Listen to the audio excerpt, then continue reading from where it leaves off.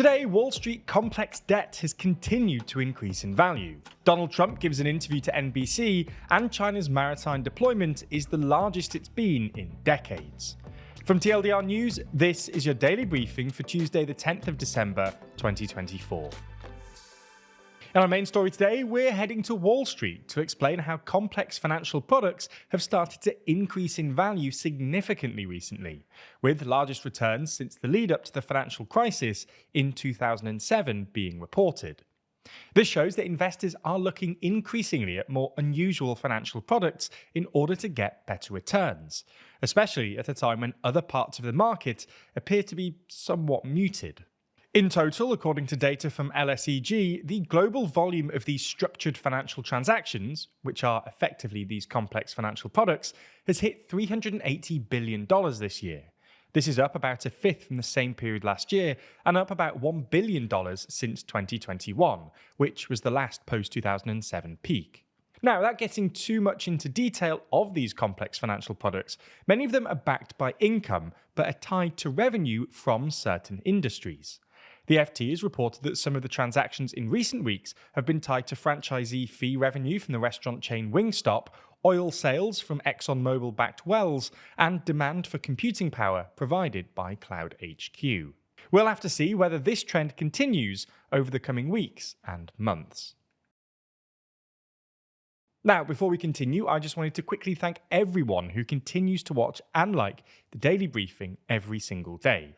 Making these videos requires a lot of research and hard work to make sure we bring you the most up-to-date and accurate news every day, and that's also an expensive process. If you want to support our journalism in 2025 and make sure we can keep doing the daily briefing, then there's no better way to do this than by purchasing a copy of our magazine, Too Long. Moving to the US now, where President-elect Donald Trump has stated that he can't guarantee that his trade tariffs won't raise prices domestically, and made some interesting comments around the idea of seeking retribution for his political opponents. He made these comments in an interview with NBC's Meet the Press program. In the election campaign, Trump typically argued that raising tariffs would be a way to counter inflation in the US. While he defended the tariffs in the same interview with NBC by saying that they're going to make us rich, he stopped short of pledging that US households won't pay more as they shop, with him adding that, "I can't guarantee anything, I can't guarantee tomorrow." In the same interview, the president-elect also stated that members of Congress who investigated the Capitol riot should go to jail. He did, though, somewhat temper this statement by adding, "I have the absolute right. I'm the chief law enforcement officer. You do know that. I'm the president. But I'm not interested in that." Related to this, Trump confirmed that he would press ahead with a pardon for those involved in the Capitol riots on his first day in office. Moving to Taiwan now, where China's maritime deployment is the largest it's been in decades. This is according to Taiwan's defense ministry.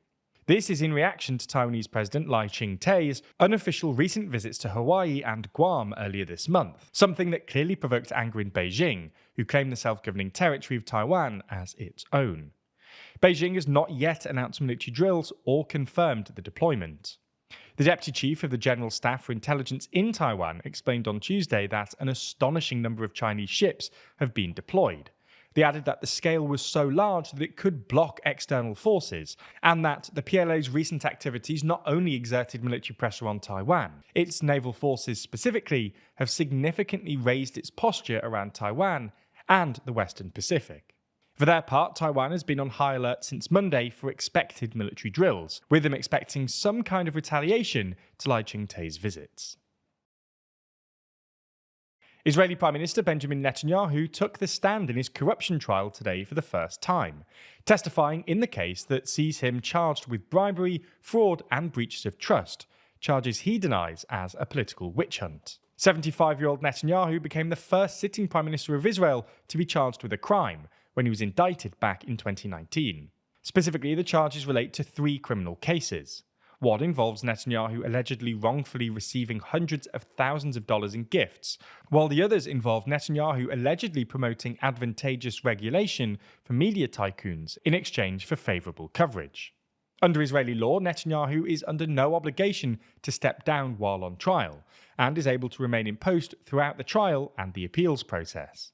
While Netanyahu reportedly smiled confidently when entering the Tel Aviv district court, the trial may well interfere with his political diary. His testimony is due to take place 6 hours a day, 3 days a week for several weeks, all at a time when Israel has been fighting a war on multiple fronts.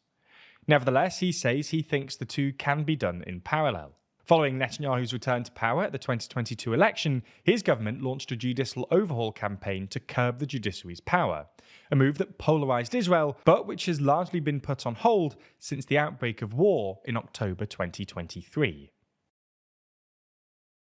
A suspect has been arrested and charged with the murder of a UnitedHealth Group executive following a 5-day manhunt for the suspected killer. The suspect has been identified as 26-year-old Luigi Mangione, from Maryland, who was detained in Altoona, Pennsylvania, reportedly while in possession of a so-called ghost gun, a suppressor, and fake New Jersey ID card, as well as a handwritten document that police say expressed some ill will towards corporate America. The fatal shooting of UnitedHealthcare CEO Brian Thompson in New York City last week, as well as sparking a manhunt, has also sparked much speculation over the potential motive of what the police called a premeditated, pre-planned, targeted attack. Investigators say shell casings found at the murder scene had the words deny, defend, and depose written on them. These 3 words are what critics of big American health insurance companies call the 3 Ds of insurance. In other words, tactics used by companies to deny payment claims made by patients. As for the detained suspect, Luigi Mangione, he has no prior arrests, and media reports say he was from a prominent Baltimore family, was valedictorian of his high school class, and graduated with a master's degree in computer science from the University of Pennsylvania. From social media profiles understood to belong to Mangione, it appeared that he had fallen out of touch with friends and family in recent months. His ex-account's banner image has an X-ray of a spine with surgical screws and plates in it, and US media cites his friends as saying he had surgery on his back. At time of writing, it remains unclear if or how much his experience of the US healthcare system contributed to his views. Now, obviously, all of that is pretty complicated, but hopefully our analysis has made it a little clearer. Making videos like this requires a lot of effort and research to uncover what's really going on, before then summarising it into something that makes sense to everyone. But that's an expensive process. Running TLDR this year has cost just under £800,000, which, when your main product is free YouTube videos, is quite a lot of money.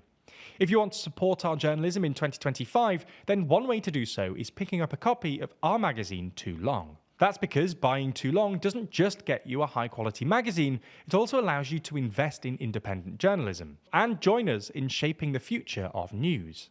Now, this most recent issue focuses on the 29 biggest elections of the year, making sure you understand what really happened in this mega election year and commemorating one of the biggest years in news. We don't just discuss elections, though. We also run through China's trade issues, Biden's successes and failures, and the UK's new opposition leader, and the state of the wars in Ukraine and Gaza. Plus, the fact it's a magazine also means we're not constrained by the time limits or algorithms imposed by YouTube. Unlike fleeting news cycles and algorithmic feeds, Too Long offers thought-provoking analysis and comprehensive coverage that's truly worth holding. If you're convinced, you have 3 more decisions to make. First, do you want a physical or digital copy? The physical is a high-quality 60-page perfect-bound magazine shipped right to your door. The digital is slightly cheaper, especially if shipping is a concern. Your second choice is the standard or premium edition. The standard is just a copy of the magazine, while premium also gets you access to our monthly behind-the-scenes podcast, The Bullpen, where we break down all of the production of Too Long and TLDR more generally, and you'll get your name printed in the thank you section of the magazine. Finally, do you want to subscribe? If you do, you'll get a copy of Too Long every 4 months, meaning you'll never miss an issue. Plus, you'll also get 25% off every copy as long as you stay subscribed. If you can, subscribing also gives us a reliable income stream, which is super useful for us. Regardless of which option you choose, you can buy a copy right now at toolong.news or click the link in the description. Thanks for your support, and thanks for backing Too Long.